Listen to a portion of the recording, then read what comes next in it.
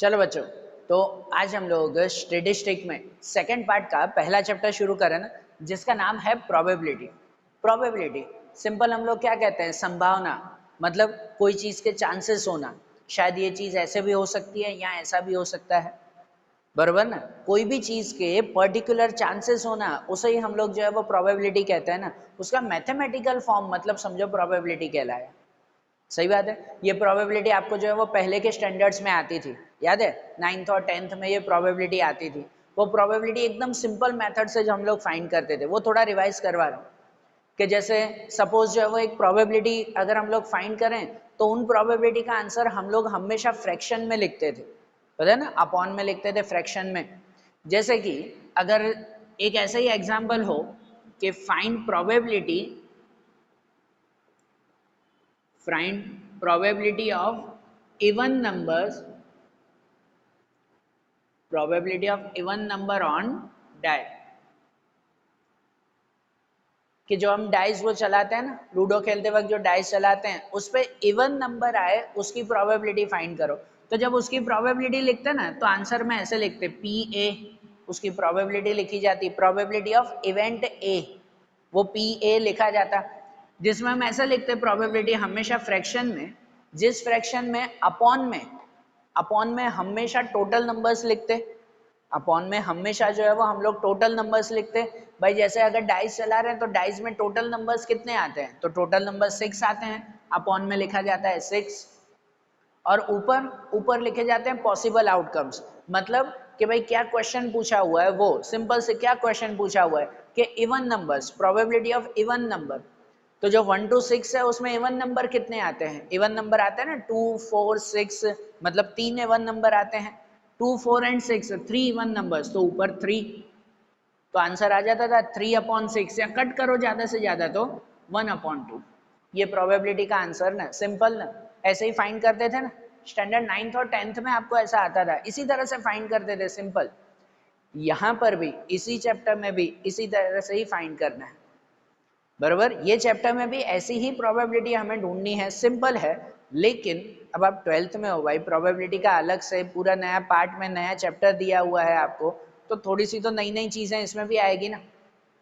यहाँ पर प्रोबेबिलिटी का ये कॉन्सेप्ट तो इसमें है ही, लेकिन इसके साथ एक और कॉन्सेप्ट आपके इस चैप्टर में है। ये कॉन्सेप्ट भी न्यू तो नहीं कह सकते, है तो पुराना ही कॉन्सेप्ट, जो आपको अगर लिटरली कहे ना तो 7th 8th स्टैंडर्ड में आता था, 6 7 8 में आता था। वो कॉन्सेप्ट आता था आपका सेट का कॉन्सेप्ट, सेट सेट कॉन्सेप्ट।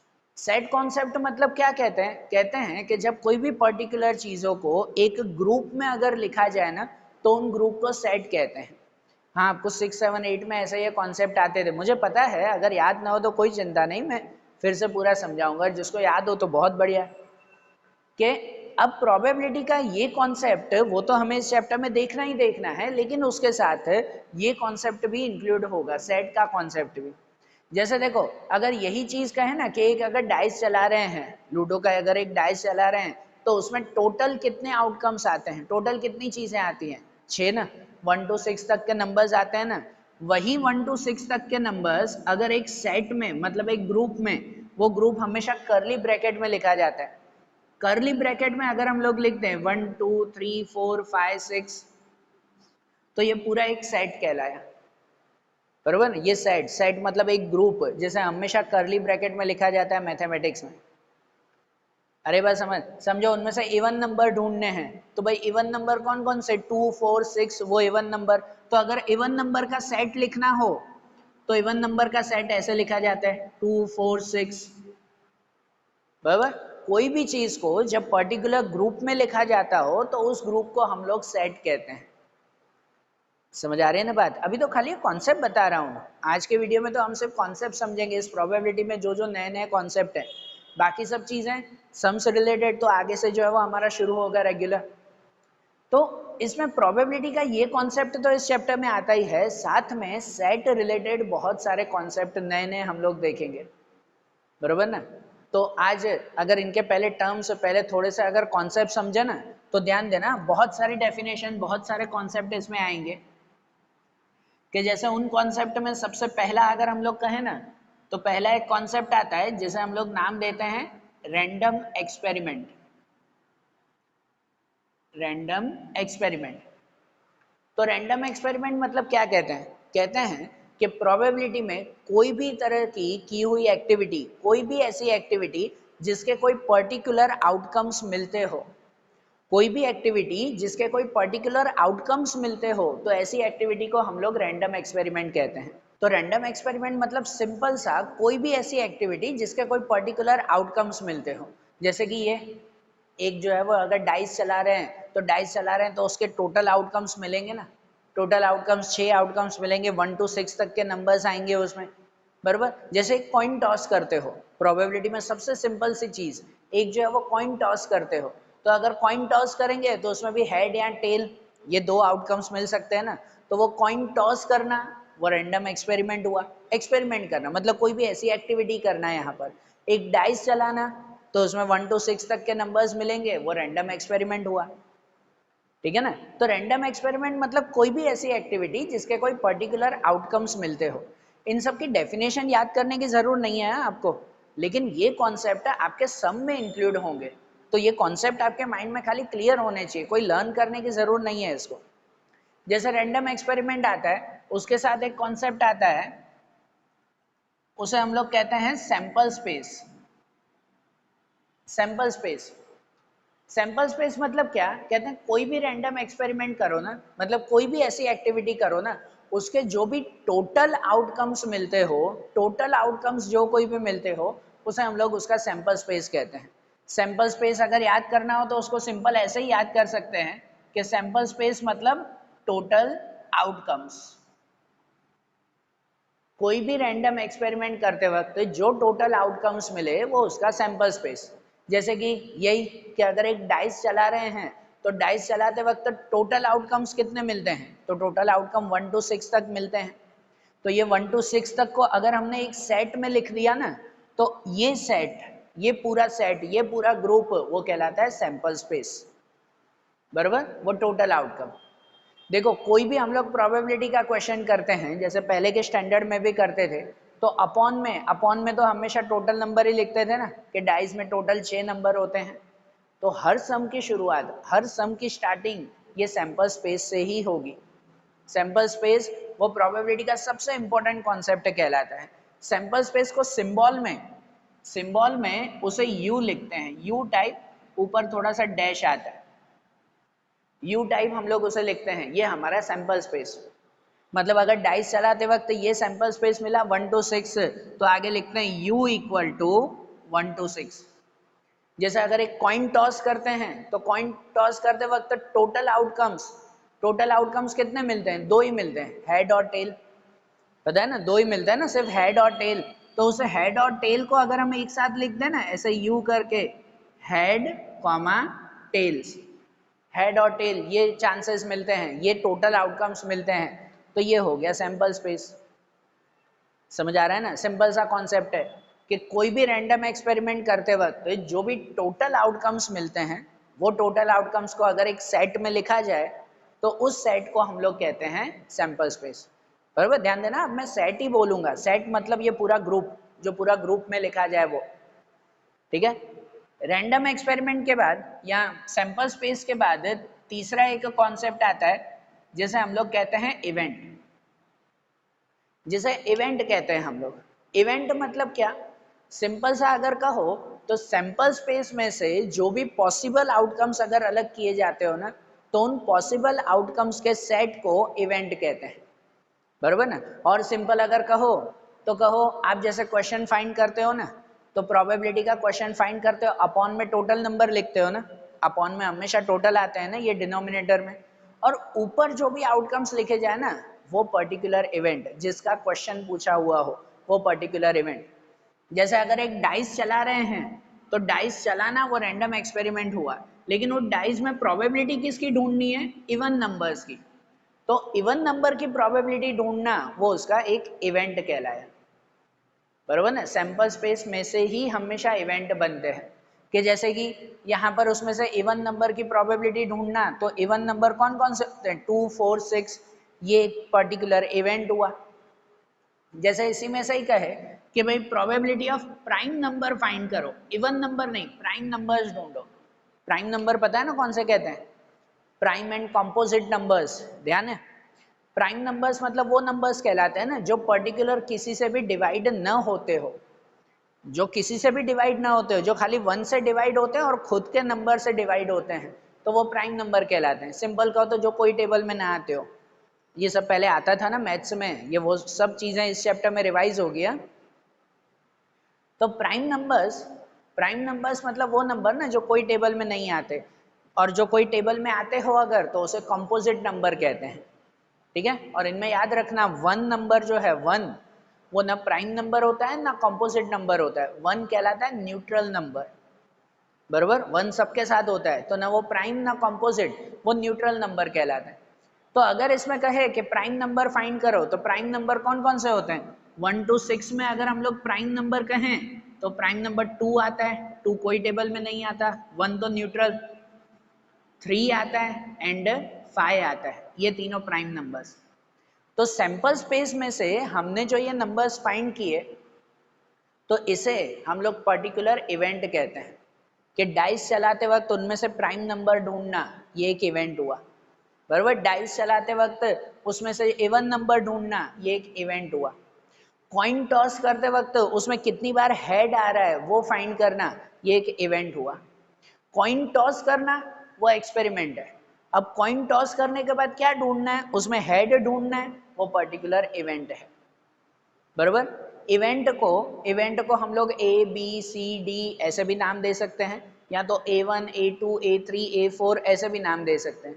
भाई जैसे इसमें से ये डाइस चलाने में से अगर ये 2 इवेंट हमने ढूंढे, इवन नंबर के भी इवेंट, प्राइम नंबर का भी इवेंट ढूंढा, तो उसे हम नाम दे सकते हैं, भाई ये पहला इवेंट A1 नाम, दूसरा इवेंट अगर ढूंढा तो उसे A2 नाम, बराबर ना। पर्टिकुलर इवेंट्स को ऐसे नेम दिए जाते हैं, ध्यान आ रहा है ना। सैंपल स्पेस मतलब टोटल आउटकम्स होते हैं, टोटल आउटकम, टोटल कितने नंबर है वो सैंपल स्पेस, उनमें से जो ढूंढा जाए वो इवेंट। इवेंट हमेशा उसी में से ही ढूंढा जाता है, उसके बाहर का नहीं होता। सैंपल स्पेस के बाहर का इवेंट नहीं होता। अगर कोई इवेंट सैंपल स्पेस के बाहर चला जाए ना, इसके बाहर का अगर कोई इवेंट हो, तो ऐसे इवेंट को हम लोग नाम देते हैं इम्पॉसिबल इवेंट।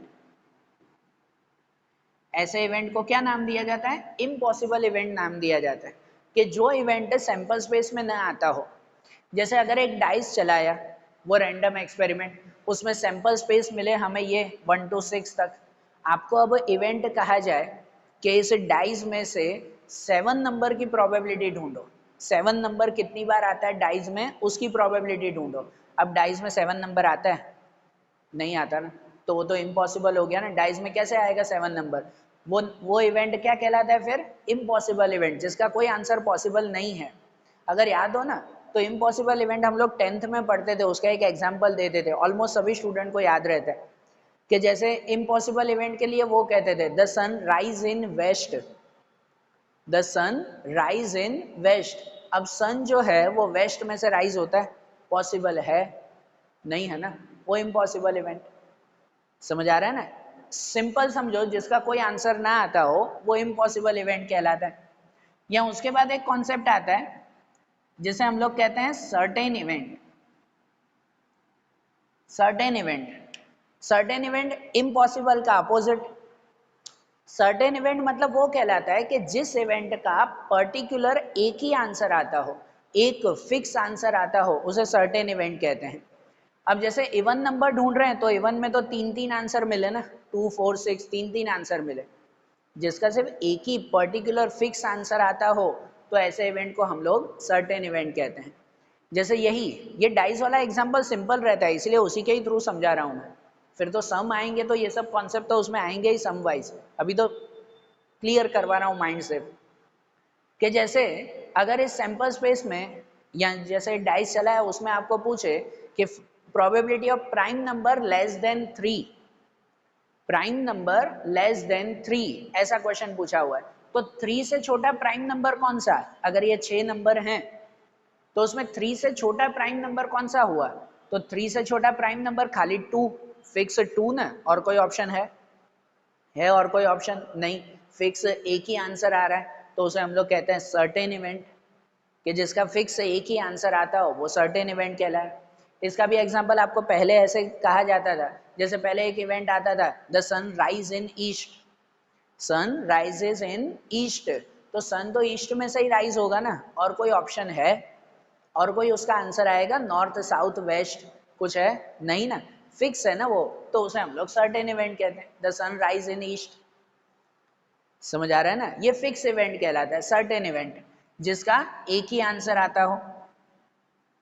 या दूसरा एक इवेंट कहते हैं वो हम लोग कहते हैं कॉम्प्लीमेंट्री इवेंट। कॉम्प्लीमेंट्री इवेंट उसे जो है वो सिंबल में लिखा जाता है, अगर इवेंट ए हो ना तो ए डैश, उसे कहते हैं कॉम्प्लीमेंट्री इवेंट। तो कॉम्प्लीमेंट्री इवेंट मतलब क्या, कहते हैं कि जो भी इवेंट दिया गया हो ना उस इवेंट के अलावा के नंबर्स लिखना, उस इवेंट के अलावा के नंबर लिखना, तो ऐसे इवेंट को हम लोग कॉम्प्लीमेंट्री इवेंट कहते हैं। बराबर, जो नंबर दिए गए हो उसके अलावा के नंबर्स लिखना। ठीक है, जैसे समझो कि यही जो है वो सैंपल स्पेस समझो 1 to 6 है, यही लिख रहा हूँ, चलो ये 1 to 6 ये सैंपल स्पेस है, और उसमें से ये A1 ढूंढा है 2 4 6 और कहे कि इसका कॉम्प्लीमेंट्री ढूंढो, तो इसका कॉम्प्लीमेंट्री मतलब जो नंबर्स दिए हुए हैं ना इनके अलावा के नंबर डिस्क्राइब करना। तो जैसे A1 है ना तो कॉम्प्लीमेंट्री आ जाता है A1 डैश, A1 डैश वो कॉम्प्लीमेंट्री इवेंट। तो कॉम्प्लीमेंट्री में 2 4 6 इसके अलावा के कौन से नंबर, तो 1 3 5 ये उसका कॉम्प्लीमेंट्री हुआ। बराबर ना, ऐसा सम में आएगा हाँ सब, तो इसलिए पहले से कॉन्सेप्ट क्लियर करवा रहा हूँ। कॉम्प्लीमेंट्री मतलब जो नंबर दिया गया उसके अलावा, सैंपल स्पेस में से ही, उसके बाहर के नहीं, इनके अलावा के नंबर। जैसे चलो A2 है अगर इवेंट, इसका कॉम्प्लीमेंट्री पूछे तो A2 डैश, A2 डैश मतलब जो कॉम्प्लीमेंट्री ये जो नंबर्स हैं उनके अलावा के नंबर लिखना, 2 3 5 के अलावा, तो उसके अलावा आता है 1 4 6। बराबर ना, ये कॉम्प्लीमेंट्री इवेंट्स हुए ना, ध्यान आ रहा है ना, ये कॉन्सेप्ट ध्यान रखना, कॉम्प्लीमेंट्री इवेंट। फिर एक कॉन्सेप्ट आता है जिसे हम लोग कहते हैं intersection of event, intersection of events. बराबर, इंटरसेक्शन ऑफ इवेंट्स मतलब क्या, जब कोई दो इवेंट दिए गए हो ना, कोई भी दो इवेंट दिए गए हो, उन दोनों में से कॉमन नंबर फाइंड करना, कॉमन नंबर फाइंड करना, तो उसे इंटरसेक्शन ऑफ इवेंट्स कहते हैं। बराबर, जैसे मैं यहाँ पे ही इसका एग्जांपल लिख रहा हूँ, जैसे कोई इवेंट ए दिया हुआ है, तो ए में चलो नंबर्स हैं 1 2 4 5, इवेंट बी दिया हुआ है, तो इवेंट बी में जो है वो सपोज नंबर्स हैं 2 3 5 ऐसे नंबर है, और आपको कहें इनमें से इंटरसेक्शन फाइंड करो। इंटरसेक्शन का हम लोग सिंबल कहते हैं ए इंटरसेक्शन बी। मैंने ए और बी लिखा, आप A1 A2 भी लिख सकते हो, कुछ भी लिखो ना उनमें, इवेंट जो भी हो। Intersection A intersection B, intersection के लिए ऐसे उल्टा यू कर दें, उल्टा यू, तो ए इंटरसेक्शन बी, इंटरसेक्शन मतलब जो दो इवेंट हो उन दोनों में से कॉमन बताना। तो जैसे ये अगर दो नंबर हैं तो इनमें से कॉमन कौन सा आता है, 2 कॉमन आता है, 5 कॉमन आता है, तो इंटरसेक्शन हो गया 2 and 5, ये इंटरसेक्शन ऑफ इवेंट्स। बरोबर, सिंपल है ना ये इंटरसेक्शन। और इसी के ही साथ है, इंटरसेक्शन के साथ ही आता है, वो आता है union of event, union of events. Union of events मतलब जैसे इंटरसेक्शन होता है दोनों में से कॉमन निकालना, वो इंटरसेक्शन, तो यूनियन ऑफ इवेंट इसका अपोजिट होता है। मतलब अगर कोई दो इवेंट दिए गए हो ना, उन दोनों को यूनियन करके मतलब कंबाइन करके लिख देना, यूनियन मतलब कंबाइन करके लिख देना, वो यूनियन ऑफ इवेंट कहलाता है। जैसे चलो अगर यही एग्जाम्पल कि इवेंट ए है 1 2 4 5 और इवेंट बी है हमारा 2 3 5, बराबर, और इनका यूनियन करना है, यूनियन करना है ना, तो सिंबल में आता है A union B, A union B. बराबर, तो यहाँ पे अगर इनका यूनियन फाइंड करें ऐसे सीधा यू, यूनियन के लिए सीधा यू, तो मतलब ए और बी को कंबाइन करके लिख देना है, ये सभी नंबर एक ही सेट में एक ही ब्रैकेट में लिख देना है। लेकिन यूनियन का रूल ये है कि कोई भी नंबर रिपीट नहीं होना चाहिए, ये सब एक साथ लिख देने हैं लेकिन कोई भी रिपीट नहीं होना चाहिए। बराबर। सेट में रूल ही आता है बेटा, सेट का रूल है, आप कभी भी कोई भी सेट में लिखो, ग्रुप में लिखो ना, तो अंदर एक नंबर 2 बार आना चाहिए नहीं, ये चीज ध्यान देना। खाली यूनियन में नहीं, किसी में भी कभी भी 2 नंबर एक जैसे नहीं आएंगे। एक ही सेट में, एक ही ब्रैकेट में 2 नंबर सेम नहीं आते, ठीक है। तो यहाँ पर अगर हमें यूनियन करना है तो यूनियन के लिए इन दोनों को साथ में लिख देना, तो अरेंज करके कौन कौन से नंबर आ जाते हैं, 1 आ जाता है, 2 2 बार है तो 2 बार नहीं, एक ही बार 2, फिर 3 आ जाता है, 4 आ जाता है, एंड 5 एक ही बार। ये इनका यूनियन हो गया, बरोबर ना। ये इंटरसेक्शन आता है, दोनों में से कॉमन निकालना। और एक आता है यूनियन, दोनों को कंबाइन करके लिख देना, ठीक है। सिंपल सा ये कॉन्सेप्ट ध्यान रखना है दोनों। अब इनके बाद जैसे कॉन्सेप्ट आता है वो आता है mutually exclusive events. Mutually exclusive events, तो म्यूचुअली एक्सक्लूसिव इवेंट्स किसे कहते हैं, ये थियरी वाइज आगे आएंगे हाँ, सब में आएंगे ये सब चीजें। म्यूचुअली एक्सक्लूसिव मतलब कहलाता है कि जब कोई 2 इवेंट हो और 2 इवेंट में से कुछ भी कॉमन न निकलता हो, दोनों इवेंट में से कुछ भी कॉमन अगर नहीं निकलता हो, तो ऐसे 2 इवेंट को कहते हैं म्यूचुअली एक्सक्लूसिव इवेंट, बराबर। म्यूचुअली एक्सक्लूसिव जैसे कि देखो कि अगर जो है, यहाँ पर लिख रहा हूँ मैं लाइन छोड़कर, कि अगर सपोज इवेंट ए है जिसमें नंबर है 1 3 5 और इवेंट बी है उसमें नंबर है 2 4 6। अब दोनों का इंटरसेक्शन अगर करो, इंटरसेक्शन कॉमन निकालो दोनों में से, तो कुछ भी अगर कॉमन ना निकले, जैसे कॉमन निकल रहा है दोनों में से 1 3 5 और 2 4 6, कुछ कॉमन है दोनों में, कुछ भी कॉमन नहीं है, तो जिनमें से कुछ भी कॉमन ना निकलता हो ना, तो ये दोनों इवेंट कहलाए mutually exclusive events. Mutually exclusive उसका सिंबल ऐसे कहते हैं कि जब ए इंटरसेक्शन बी, इंटरसेक्शन ये कॉमन निकालना, जब A intersection B equal to null set आता हो, नल सेट, ये डैश करने का मतलब क्या, जीरो और डैश मतलब नल सेट, एम्प्टी सेट, खाली, कुछ कॉमन नहीं है। जब दोनों का इंटरसेक्शन खाली हो जाता हो, कुछ कॉमन ना निकल रहा हो, वो म्यूचुअली एक्सक्लूसिव कहलाते हैं, ठीक है, ध्यान रखना है माइंड में। फिर उसके बाद एक कॉन्सेप्ट आता है जिसे हम लोग कहते हैं mutually exhaustive event. Mutually exhaustive event, ये एक्सक्लूसिव, ये एग्जॉस्टिव।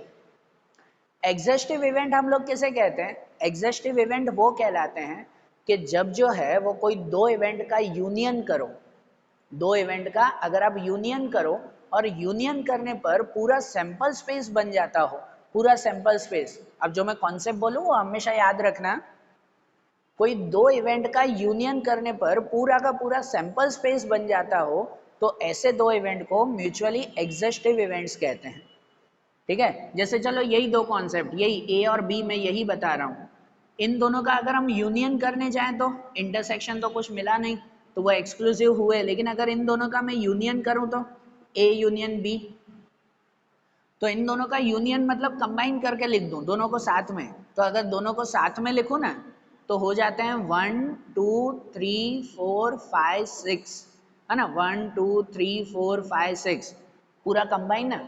तो देखो इन दोनों को कंबाइन किया तो ये पूरा सैंपल स्पेस बन गया ना, यही क्वेश्चन पे चल रहे थे ना हम लोग, बरोबर ना। इन दोनों को कंबाइन करने से ये पूरा सैंपल स्पेस जब बन जाता हो, तो ऐसे इवेंट को म्यूचुअली एग्जॉस्टिव इवेंट कहते हैं, बरोबर। सिंबल वाइज ऐसे लिखा जाता है कि जब A union B equal to पूरा सैंपल स्पेस आ जाता हो, ये यू पूरा सैंपल स्पेस आ जाता हो, तो ऐसे 2 इवेंट एग्जॉस्टिव इवेंट्स कहलाते हैं, बरोबर ना। एक्सक्लूसिव मतलब दोनों में से जब कुछ कॉमन न निकले, और एग्जॉस्टिव मतलब जब दोनों को कंबाइन करने पर पूरा सैंपल स्पेस आ जाता हो, तो वो एग्जॉस्टिव, बरोबर ना। और कितने इवेंट्स, कितनी चीजें दोनों साथ में आते हैं कि mutually exclusive and exhaustive events. Mutually exclusive and exhaustive events साथ में आते हैं, ये मीनिंग वही हुआ, एक्सक्लूसिव एंड एग्जॉस्टिव मतलब ऐसे इवेंट कि जिसमें वो एक्सक्लूसिव भी हैं, मतलब दोनों में से कॉमन निकालो कुछ भी कॉमन नहीं निकलेगा जैसे ये है, और वो एग्जॉस्टिव भी हैं। एग्जॉस्टिव मतलब दोनों को अगर कंबाइन करके लिखो तो पूरा सैंपल स्पेस आ जाता हो।